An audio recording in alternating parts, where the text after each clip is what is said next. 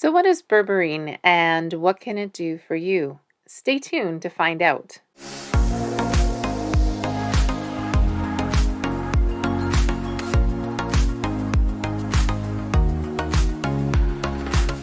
Hi, and welcome to Nature's Path to Wellness. My name is Wendy, and today we're going to be talking all about the health benefits of a supplement known as berberine.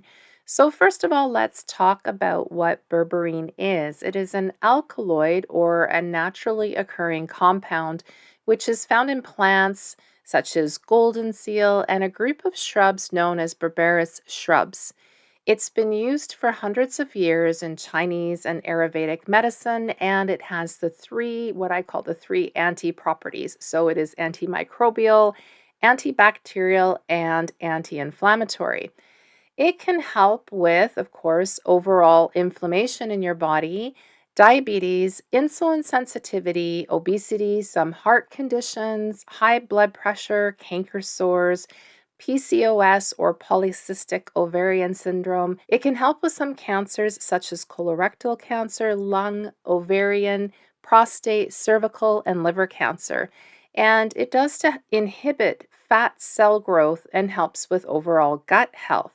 So it sounds like a real powerhouse. And when it comes to diabetes, it can actually have a positive effect on blood sugars in terms of how the body utilizes the sugars that are in the blood. And it has the effect on the AMPK pathway, which is the same way that metformin operates in the body. And it can also help with your triglyceride levels and overall insulin sensitivity, as I mentioned earlier.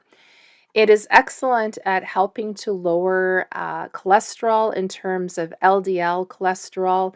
And so, with all of these health benefits, I think one would have to ask, why are more people not being recommended to use berberine?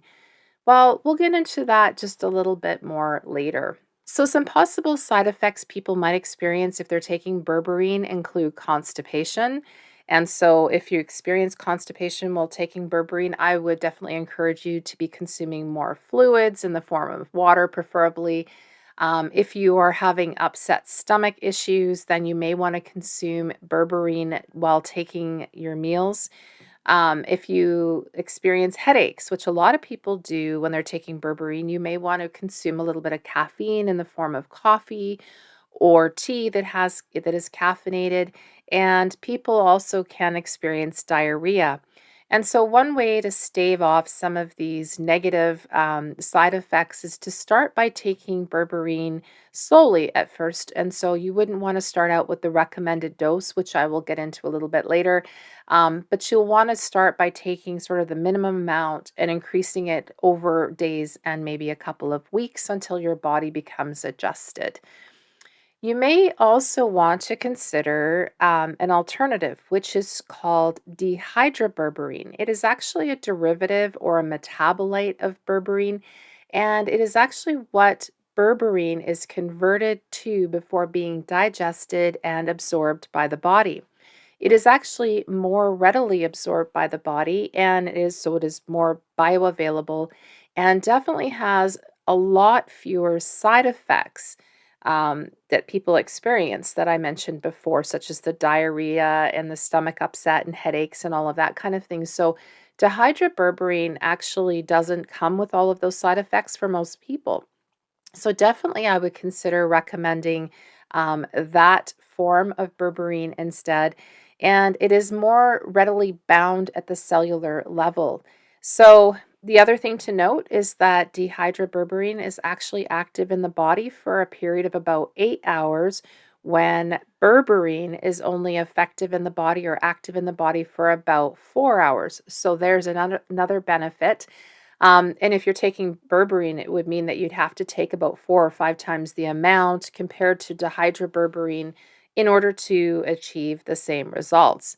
In recent studies where people were using dehydroberberine, it was shown to inhibit macrophages or the foundation of LDL cholesterol and atherosclerosis.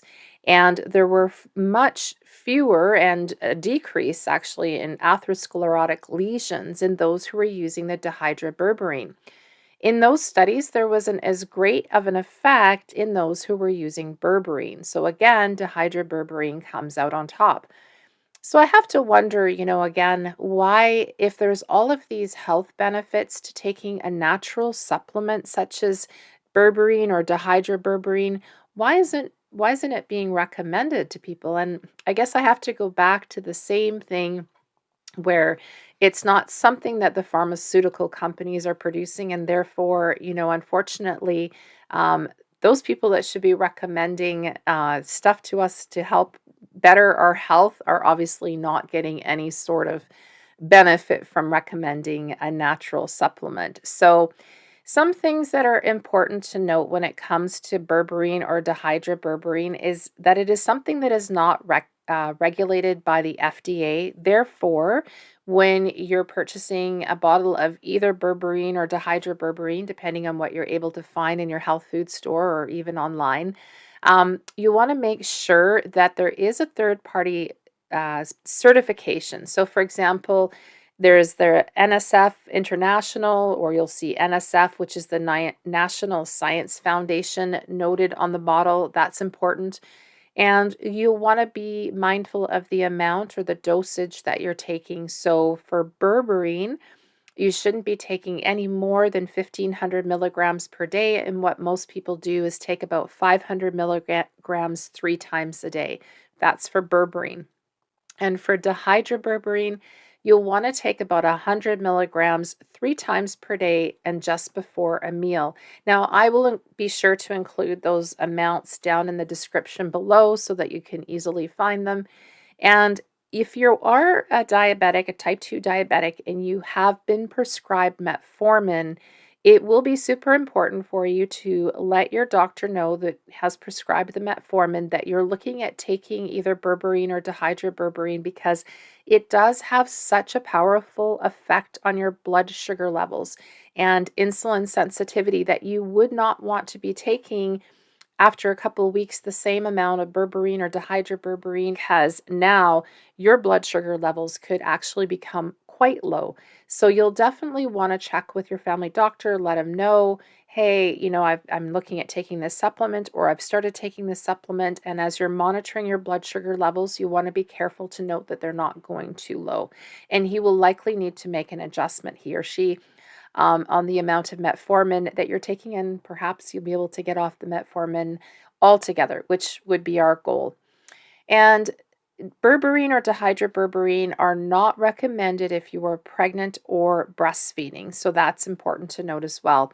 So, if you know somebody who has type 2 diabetes or some of the other issues that I recommended earlier in the video, be sure to share this video with them, as I am sure that it will be helpful for them if they're looking for more information on berberine or dihydroberberine. And if you've enjoyed this video and if it's helped you, I ask that you give it a thumbs up. And if you haven't subscribed already, please consider subscribing for more health and nutrition information. And I do very much look forward to seeing you again next time. And until then, stay healthy.